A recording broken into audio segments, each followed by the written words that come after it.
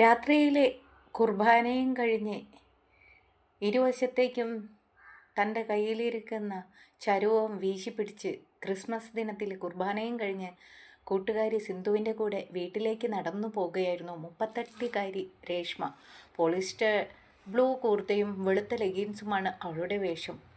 അരവരെ വെട്ടിയ കൂർത്തയിൽ അവളുടെ ലെഗിൻസിൽ കാണാമായിരുന്നു അവളുടെ മൊഞ്ച്. ശരിക്കും പറഞ്ഞാൽ കട്ടിക്കുറഞ്ഞ ആ ഡ്രസ്സിൽ അവളുടെ എല്ലാ ഭാഗങ്ങളും സൗന്ദര്യത്തിൽ തുടിച്ച് പുറത്തേക്ക് വ്യക്തമായി കാണാമായിരുന്നു.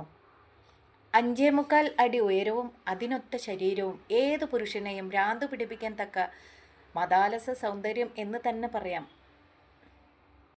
തുള്ളിത്തള്ളി നടക്കുന്ന അവളെ കണ്ട് കൂട്ടുകാരി സിന്ധു ചോദിച്ചു, എന്തിനാടി ഇങ്ങനെ നടക്കുന്നത്? ഇന്നലെ ക്രിസ്മസ് ഇവിടെ വെച്ചിട്ടായിരുന്നോ ആഘോഷിച്ചത്? എന്ന് പറഞ്ഞവൾ നടത്തം തുടർന്നു. ടൗണിൽ ബ്യൂട്ടി പാർലർ നടത്തുകയായിരുന്നു രേഷ്മ. രേഷ്മയുടെ മുഖം കണ്ടാൽ അറിയാം അവളുടെ ഭർത്താവ് അവൾക്ക് വേണ്ടതുപോലെ ഒന്നും കൊടുക്കാറില്ല എന്ന്. തുടക്കത്തിൽ അയാൾക്ക് അവളെ ഒരുവിധമൊക്കെ സമ്മതമായിരുന്നു. എങ്കിലും മെല്ലെ മെല്ലെ അത് കുറഞ്ഞുകൊണ്ടേയിരുന്നു. മക്കൾ കൂടി ഉണ്ടായതോടെ രേഷ്മയുടെ ഒടുങ്ങാത്ത വികാരവും കൂടി വന്നു. രേഷ്മയ്ക്ക് അത് അവളുടെ ശരീരമാകെ വ്യാപിച്ചു കഴിഞ്ഞിരുന്നു. പലപ്പോഴും ചിന്തിക്കാറുണ്ട്, എന്താ ചെയ്യുക ഇതിനൊരു പോംവഴി. ആവേശത്തോടു കൂടി കെട്ടിയവനെ ഒന്ന് പുലുകാൻ നോക്കിയപ്പോൾ തളർത്തിയിട്ട വാഴ പോലെ അദ്ദേഹത്തിൻ്റെ ഒരു കിടപ്പ് കണ്ടാട്ടാണ് രേഷ്മ നിൽക്കാറ്. പിന്നീടുള്ള രാത്രികൾ രേഷ്മയ്ക്ക് പരമ ബോറായി മാറി. ആരോഗ്യമുള്ള ഒരു സുന്ദരനെ കിട്ടുവാൻ വേണ്ടി അവളുടെ മനം തുടിച്ചു. പക്ഷേ ഭാര്യ എന്ന ചങ്ങല സമ്മാനിച്ച നിയമങ്ങൾ പൊട്ടിക്കാൻ അവൾക്ക് ധൈര്യമുണ്ടായില്ല. നാട്ടിലെ പ്രമാണിയും കോടീശ്വരനുമായി അഹമ്മദ് ഹാജിയുടെ 3 മക്കളിൽ രണ്ടാമനാണ് റഫീഖ് അഹമ്മദ്. ഹാജിയാർ ഉണ്ടാക്കിയ കോടികൾ നോക്കി നടത്തുക എന്ന ജോലിയെ റഫീഖിനുള്ളൂ. ബിസിനസ് പരമായി റഫീഖ് എന്താണോ ആഗ്രഹിക്കുന്നത് അത് റഫീഖ് നേടിയിരിക്കും. അതുപോലെ തന്നെയാണ് റഫീഖ് ഏത് പെണ്ണിനെയാണോ ആഗ്രഹിക്കുന്നത് ആ സ്ത്രീ റഫീഖിൻ്റെ കൂടെ അന്നുണ്ടാവും. അതാണ് റഫീഖിൻ്റെ പ്രത്യേകത. അതിൽ നോക്കി പറഞ്ഞാൽ കോളേജ് പെണ്ണ് മുതൽ മധ്യവയസ്ക വരെ അതിൽ പെടും. പക്ഷേ രേഷ്മ മാത്രം അവന് പിടികൊടുത്തില്ല. സത്യം പറഞ്ഞാൽ രേഷ്മ റഫീഖിൻ്റെ ഉറക്കം കളഞ്ഞിട്ട് മാസം 6 ആയി എന്ന് തന്നെ പറയാം. രേഷ്മയെപ്പോലെ വികാരവതിയായ അതുപോലെ തന്നെയായിരുന്നു സിന്ധുവും. പക്ഷേ രേഷ്മയെപ്പോലെ വികാരം അടക്കിപ്പിടിച്ച് ജീവിക്കാൻ സിന്ധു മെനക്കെട്ടില്ല. തൻ്റെ വികാരം അങ്ങോട്ട് തല വരെ വ്യാപിച്ച സിന്ധു ആരെങ്കിലും തപ്പി ഇറങ്ങിപ്പോകും. ശരിക്കും പറഞ്ഞാൽ സിന്ധുവും റഫീഖും ഒരേപോലെ തന്നെ. ഭർത്താവ് ഓഫീസിലേക്കും മക്കൾ സ്കൂളിലേക്കും പോയ പിന്നെ താൻ കണ്ടെത്തിയ ആ സുന്ദരനിലായിരിക്കും സിന്ധുവിൻ്റെ ജോലി മുഴുവനും. ശരിക്കും പറഞ്ഞാൽ ഈ അടുത്തൊരു കോളേജ് കുമാരനെ അവൾക്ക് കിട്ടി. അവളുടെ ആഗ്രഹം തീരുന്നത് വരെ ശരിക്കും പറഞ്ഞാൽ അവൻ്റെ ചോരയൂറ്റിക്കടിക്കുന്ന യക്ഷിയായി മാറിയിരുന്നു സിന്ധു. അതെല്ലാം കഴിഞ്ഞ് ചോരയൊക്കെ പറ്റി സിന്ധു അവനെ അങ്ങ് പറഞ്ഞയച്ചു. അങ്ങനെ ഇരിക്കുമ്പോഴാണ് ആക്സിഡൻറ്റ് പറ്റി ഭർത്താവ് വീട്ടിൽ തന്നെ ഉണ്ടായതുകൊണ്ട് 2 മാസത്തോളമായി സിന്ധുവിൻ്റെ വികാരം അങ്ങ് കടിച്ചമർത്തുന്നു. അടുത്താഴ്ച ഭർത്താവ് ഓഫീസിൽ പോയി തുടങ്ങും എന്ന് മനസ്സിലാക്കിയ സിന്ധു തനിക്ക് പറ്റിയ ഒരാളെ താൻ കണ്ടുപിടിച്ചിരുന്നു. അതാരാണെന്നറിയോ? രേഷ്മയുടെ പുറകെ കഴുകനെ പോലെ വട്ടമിട്ട് നടക്കുന്ന റഫീഖ്. റഫീഖാണെങ്കിൽ രേഷ്മയ്ക്ക് വേണ്ടി എന്തു മുടക്കാൻ തയ്യാറായി നടക്കുമ്പോഴാണ് സിന്ധു വന്ന് റഫീഖിൻ്റെ വലയിൽ വീഴുന്നതും. രേഷ്മയെപ്പോലെ കുതിരയല്ലെങ്കിലും സിന്ധുവും അസൽ ചരക്ക് തന്നെയാണ്. സിന്ധു രേഷ്മയുടെ അടുത്ത കൂട്ടുകാരി ആയതുകൊണ്ട് തന്നെയാണ് സിന്ധുവിനെ അവൻ പറന്നെത്തിയത്.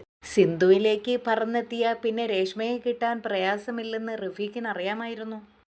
രണ്ടുപേരും ഒന്നിച്ച സമയത്ത് ആ മുറി ഒട്ടാകെ ഒരു അട്ടഹാസവും എന്താ പറയുക ഒരു മായാലോകത്ത് തന്നെയായിരുന്നു സിന്ധു.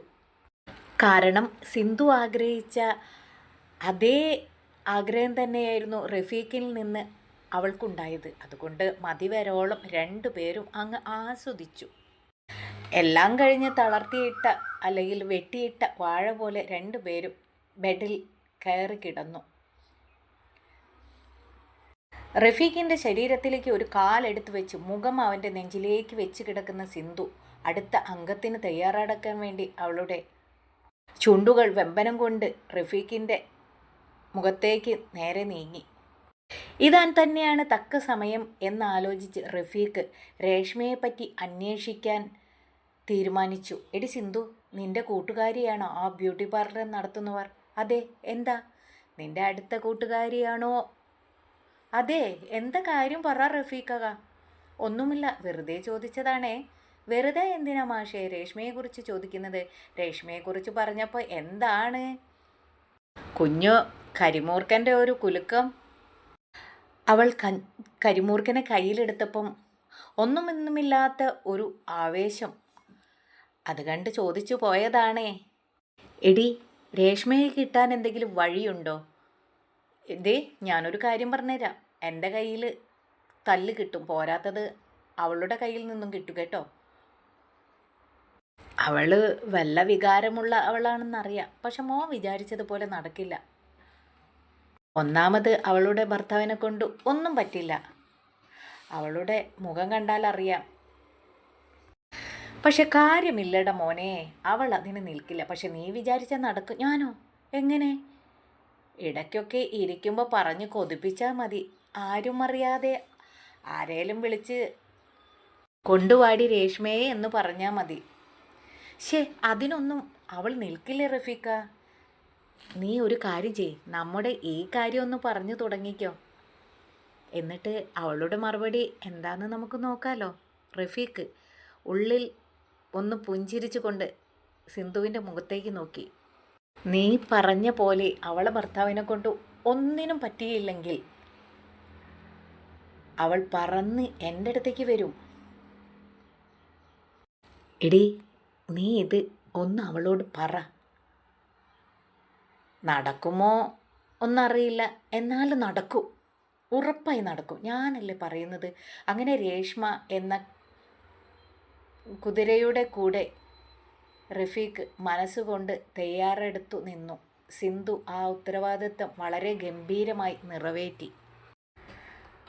രാത്രിയിലെ കുർബാനയും കഴിഞ്ഞ് ഇരുവശത്തേക്കും തൻ്റെ കയ്യിലിരിക്കുന്ന